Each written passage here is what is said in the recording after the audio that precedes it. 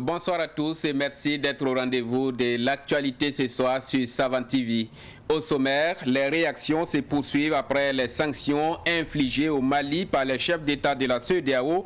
Les condamnations se multiplient aussi bien dans la société civile que dans la classe politique burkinabé. Ce matin, 2 partis politiques étaient devant la presse. L'Alliance africaine pour le développement ALIAD et le Front progressiste ont tous marqué leur opposition à l'attitude de la conférence des chefs d'État ouest-africains. Thomas Sankara et ses compagnons ont subi une mort violente ou criminelle. Des traces de balles ont été détectées chez certaines victimes à l'issue de l'autopsie réalisée par le professeur Robert Soudré et 2 autres experts. Des études balistiques ont également permis d'identifier les types de munitions utilisées pour tuer Thomas Sankara et ses compagnons. Ce sont les révélations de l'audience du jour dans le procès en cours. Plus de précisions à suivre dans ce Savane Soir. Dans l'actualité de la CAN Cameroun 2021, les étalons du Burkina Faso effectuent leur 2e sortie demain à 19h temps universel. Le groupe est conscient de la nécessité d'une victoire face au Cap-Vert pour espérer la qualification au tour suivant. Vous entendrez Firmin Sanou, le vice-entraîneur des étalons, dans cette édition. Voilà pour le sommaire de Savane Soir d'aujourd'hui. Une fois de plus, bonsoir et bienvenue. L'Alliance des partis et formations politiques membres de la majorité présidentielle condamne sans réserve les tentatives de déstabilisation du Burkina Faso. Dans une déclaration, l'APMP a également salué la résilience des populations vivant dans les zones à fort défi sécuritaire. Les partis de la majorité présidentielle saluent également la bravoure des forces de défense et de sécurité et des volontaires pour la défense de la patrie.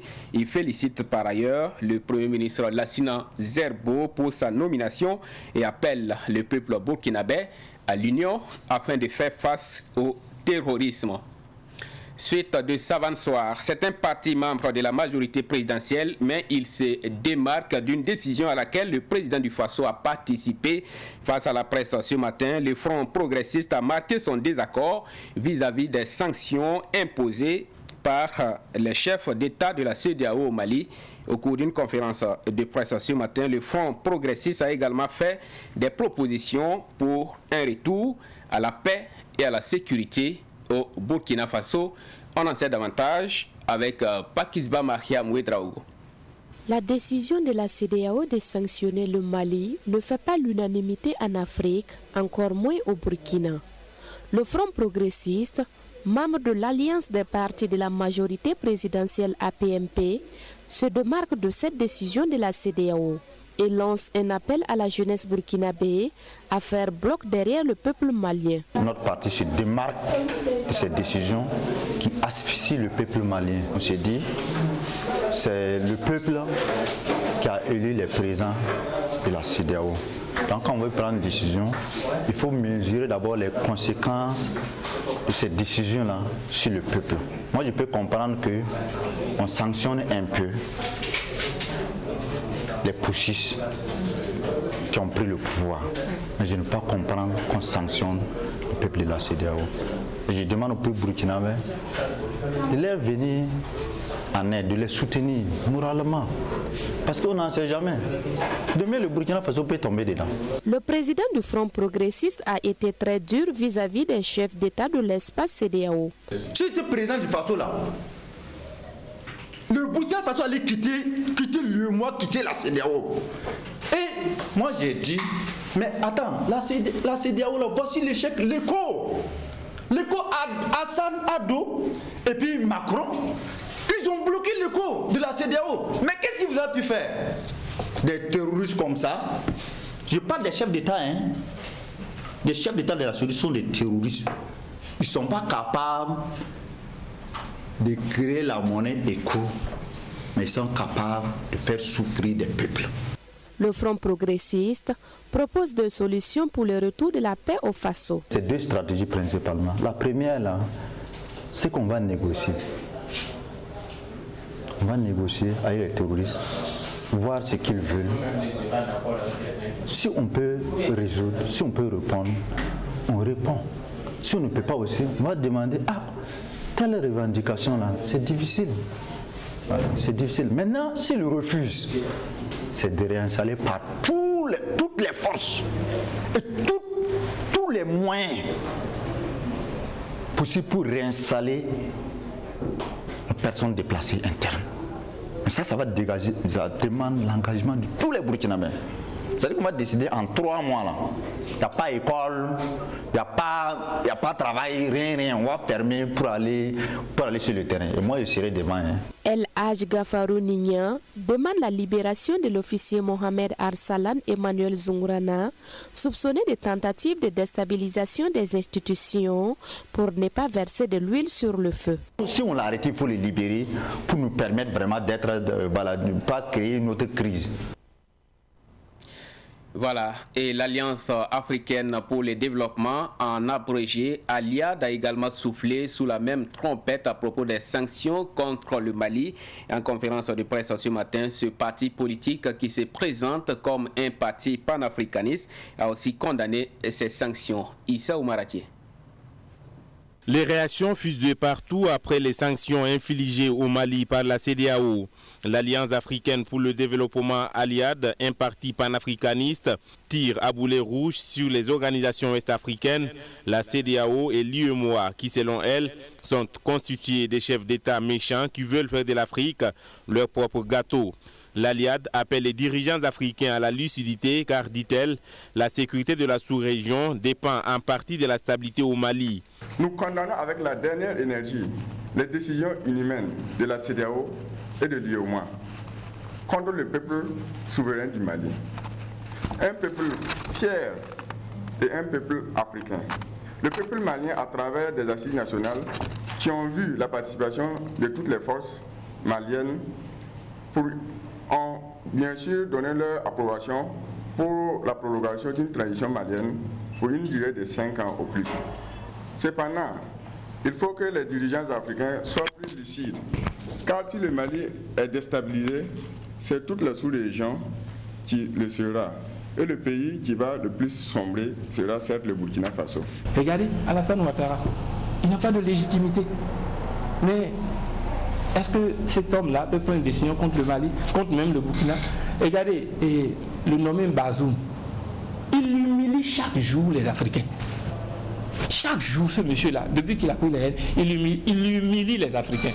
Donc moi, je pense qu'il est temps d'agir positivement pour l'Afrique. Sinon, nous tous, nous allons disparaître. On ne meurt qu'une seule fois. Pour faire face aux mesures prises par la CEDEAO contre le Mali et pour ne pas que le pays de Soundiata Keïta sombre économiquement, l'Alliance africaine pour le développement lance un cri de cœur aux hommes d'affaires burkinabés. Moi, je pense qu'à chaque sanction économique, il faut une réponse économique. Il y a des hommes forts dans ce pays-là, des hommes intelligents dans ce pays-là, qui peuvent résoudre le problème-là. Déjà, on a une chambre de commerce. On a un patronat au Burkina. Moi, je lance un cri de cœur au grand Apollinaire Compaoré, qui rassemble tout le patronat burkinabé. Je lance encore un cri de cœur au grand homme d'affaires Idrissa Nassa, PDG du groupe Coris, de prendre ce problème à cœur. Je lance un appel encore à Lansina Diawara. Ce sont des hommes forts de ce pays. Ce sont des baobabs financiers. Et Boumaf également. Monsieur Mohamedou Bonkungu. Il y a des hommes quand même dans ce pays-là. Ils ont une force. Leur signature au niveau de la Chambre de commerce est décisive. Leur signature également au niveau du patronat sera décisive. Il peut rejeter cette mesure-là, car l'économie est en péril. L'Alliance africaine pour le développement entend entreprendre d'autres actions si les sanctions qui pèsent sur le Mali ne sont pas levées dans les jours à venir. Il est enseignant-chercheur en droit à l'université Thomas Sankara de Ouagadougou et selon lui, même si les sanctions contre le Mali sont légales, elles sont tout de même irresponsables. Et lui, c'est le professeur Ouseni Ili. Abdoulaye Kinda est parti à sa rencontre. Ici, c'est l'expert qui parle des sanctions de la CEDEAO contre le Mali. Professeur Ouseni Ili est agrégé de droit à l'université Thomas Sankara et certaines de ses recherches ont porté sur les mesures de défense commerciale et l'industrialisation en Afrique. Pour lui, les sanctions sont légales parce que prévues dans les textes de la CEDEAO, mais disproportionnées au regard de la situation sécuritaire du Mali. C'est vrai que ces sanctions sont prévues par le texte de la CEDEAO, mais quand on regarde, elles sont exagérées. Surtout quand on prend en compte la situation du Mali, c'est un pays qui est déjà en proie à une crise grave depuis au moins une dizaine d'années et qui se bat par tous les moyens pour s'en sortir. Venir prendre des sanctions de cette hauteur-là contre un pays déjà fragilisé, je pense que ça pose sérieusement problème parce que ça peut avoir des conséquences beaucoup plus dramatiques, aussi bien pour le Mali et pour la région. Les conséquences pourraient donc aller au-delà du Mali, selon le professeur Ousseini Ili. Mais en attendant, dans l'immédiat, le Mali n'a plus accès à ses avoirs à la Banque centrale des États de l'Afrique de l'Ouest, BCEAO. Les conséquences sont déjà visibles, parce que quand on dit que les avoirs sont gelés, les avoirs du Mali sont gelés au niveau de la Banque centrale. Cela veut dire qu'il y a un certain nombre de ressources auxquelles le gouvernement malien ne pourra pas avoir accès pour financer ses activités, son fonctionnement quotidien. Également, il y a une suspension des relations commerciales, puisque en dehors des produits de première nécessité, rien ne entre au Mali, rien ne sort du Mali envers les autres États de la CEDEAO. Donc là également, il va y avoir des conséquences. Et au-delà de ces conséquences économiques, il y a les conséquences sociales, les conséquences politiques, puisque les voyages également de personnes sont suspendus. Tout cela, alors que vous savez qu'entre nos pays et le Mali, il y a beaucoup d'échanges de tous les jours. Et tout cela va se trouver compliqué, donc ça va rendre la vie très difficile pour les Maliens, mais également pour une bonne partie de la population de la CEDEAO. Est-ce que le Mali, dans cette situation, a des possibilités de recours par des moyens de droit? Réponse de l'expert en droit international, professeur Ousseini Ili. Au plan juridique, ça va être très compliqué. En tout cas, légalement, on peut toujours essayer, puisque c'est une décision de la conférence des chefs d'État. Ça peut être attaqué probablement devant la Cour de justice de la CEDEAO, mais qu'est-ce que ça va donner comme résultat? C'est pas évident. Si la politique a pris le dessus sur le droit, le Mali est lésé, mais la CEDEAO aussi est discréditée. Venons-en à présent à cette actualité. Thomas Sankara et ses compagnons ont subi une mort violente ou criminelle. Des traces de balles ont été détectées chez certaines victimes à l'issue de l'autopsie réalisée par le professeur Robert Soudré et deux autres experts. Des études balistiques ont également permis d'identifier les types de munitions utilisées pour tuer Thomas Sankara et ses 12 compagnons. Ce sont les révélations de l'audience du jour dans le procès en cours. Plus de précisions avec Germaine Farama.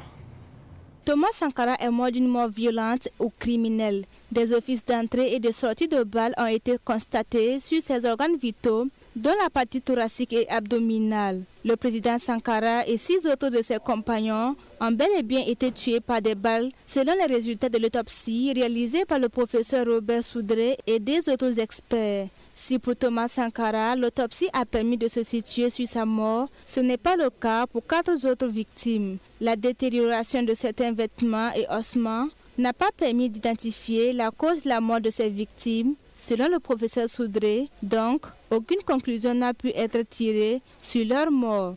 Tout de même, les experts n'excluent pas l'hypothèse qu'ils aient été tués par fusillade. Autre révélation du jour, il s'agit de la profondeur des tombes des victimes du coup d'État de 1987 qui va de 22 à 58 cm. La profondeur de la tombe de Thomas Sankara est de 47 cm. Une situation déplorée par les familles des victimes au cours de cette audience où elles ont eu droit à la parole. Les experts ont aussi noté une dégradation importante des restes contenus dans ces tombes. Aucun os entier n'y a été trouvé. Les prélèvements biologiques effectués pour les tests d'ADN n'ont pas fourni de résultats permettant de dire si les corps trouvés sont réellement ceux des victimes du coup d'État. Mais des cartes d'identité et des cartes militaires retrouvées dans certaines tombes ont permis d'identifier certains corps. Après les révélations sur la profondeur des tombes, place maintenant à l'expertise balistique produite par le commissaire divisionnaire de police Missa Milogo. Cette expertise montre que 3 types de munitions ont été utilisés ce 15 octobre 1987 pour tuer Thomas Sankara et ses 12 compagnons. Ce sont des munitions pouvant être tirées, certaines avec des kalachnikovs et d'autres avec des pistolets automatiques ou des pistolets mitrailleurs. Notons aussi que des projectiles ont été trouvés sur certaines tenues, dont d'autres corps avec des lésions balistiques. Après la présentation des travaux des experts, une vidéo sur la reconstitution des faits a été visionnée. Le parquet militaire note une contradiction entre l'audition de certains accusés dans la vidéo et leur passage à la barre. Pour terminer, retenons que le procès sur l'assassinat de Thomas Sankara et ses 12 compagnons reprend le 24 janvier prochain avec le début des plaidoiries. Et l'on en vient à présent à ce geste de solidarité à l'endroit des déplacés internes à Fadangourma. C'est un geste du mouvement Ougolmofi en collaboration avec l'association Gourmandier et Solidarité. Ces deux organisations ont remis aux déplacés de Fada des vivres d'une valeur de 2 millions de francs CFA. Écoutons à ce sujet Emmanuel Woba, coordonnateur du mouvement Ougolmofi, et Mamadou Traoré, représentant des Gourmandier et Solidarité, propos recueillis par Moussa Nyonli, notre correspondant à Fadangourma. Autant effectivement, nous attendons que le gouvernement fasse en tout cas davantage d'efforts, nous pensons aussi que nous pouvons à notre niveau aussi apporter notre contribution, si modeste soit-elle. Et c'est en ce sens que nous avons lancé un appel à contribution à toute bonne volonté, ainsi qu'aux structures membres. Et en tout cas, Dieu merci, ce matin nous sommes là grâce à Solidarité Gourmandier, qui a entendu donc cet appel-là et qui nous a apporté en tout cas sa contribution d'une valeur de 2 15 000 francs qui ont permis donc d'acquérir ces vivres-là pour aussi donc apporter notre modeste contribution donc au soulagement de la peine donc des déplacés internes. Solidarité Gourmandier, c'est un mouvement en quelque sorte. C'est les Gourmandiers qui se sont déplacés pour d'autres pays. Il y a des gens qui se sont installés au Togo, il y a des Gourmandiers au Bénin, il y a des Gourmandiers au Ghana, en Côte d'Ivoire. Et de suite, il y a d'autres qui sont allés en aventure à l'Occident, en Amérique, au Qatar, en Italie. Alors, nous avons interpellé tous ces gens-là par un lien qu'on a créé, Solidarité Gourmandier, juste pour venir au soutien de nos parents qui sont dans les difficultés. Cette brève sportive, les étalons du Burkina Faso effectuent leur deuxième sortie dans les phases des poules de la CAN Cameroun 2021 et nous portons à votre connaissance une bonne et mauvaise nouvelle. Bonne nouvelle parce que l'entraîneur Kamou Malo et Alain Nana du staff technique et les joueurs Edmond Tarsoba et Abbas Traoré ont été testés négatifs au Covid-19 et pourront donc prendre part au match qui se joue demain contre le Cap-Vert à 19h temps universel. Mauvaise nouvelle parce que par contre Bertrand Traoré, Saïdou Saint-Poré, Dango Ouattara et Soumaïla Ouattara ne pourront pas jouer car testés positifs au Covid-19. Et malgré tout, la sérénité règne au sein de l'équipe. Le sélectionneur adjoint des étalons, Firmin Sanou, est conscient de la nécessité de prendre les 3 points demain pour s'assurer une qualification pour le tour suivant. Ces propos ont été recueillis par notre envoyé spécial à Yaoundé, Ruben Wilson Kodjo.